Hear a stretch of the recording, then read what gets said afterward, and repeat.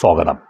ചില സബ്സ്ക്രൈബേഴ്സ് കെട്ടിട നിർമ്മാണവുമായി ബന്ധപ്പെട്ട് ചോദിച്ച ചില ചോദ്യങ്ങളുണ്ടായിരുന്നു. അതിൽ പ്രധാനപ്പെട്ട ഒന്ന് റിവേഴ്സ്ഡ് പ്ലാനുമായി ബന്ധപ്പെട്ട ചോദ്യങ്ങളായിരുന്നു. റിവേഴ്സ്ഡ് പ്ലാൻ സബ്മിറ്റ് ചെയ്യാമോ? അത് ഏതൊക്കെ സന്ദർഭങ്ങളിൽ റിവേഴ്സ്ഡ് പ്ലാൻ നൽകാം?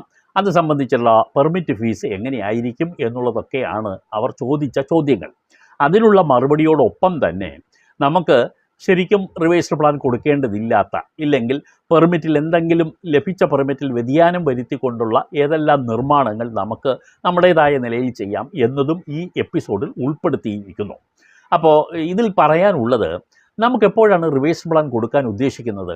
നമ്മളൊരു ബിൽഡിങ്ങിൽ നിർമ്മിക്കാൻ നമ്മൾ ആഗ്രഹിച്ചു, തീരുമാനിച്ചു, പ്ലാൻ വരച്ചു, അതിനനുസരിച്ച് പെർമിറ്റിന് അപേക്ഷ കൊടുത്തു, പെർമിറ്റ് ഫീ അടച്ചു, നമുക്ക് പെർമിറ്റ് പാസ്സാക്കി നമുക്ക് തന്നു. അപ്രൂവ്ഡ് പ്ലാനും പെർമിറ്റും ഇത് രണ്ടും രണ്ട് സെപ്പറേറ്റ് കോപ്പികളാണ്. പ്ലാൻ അതിനകത്ത്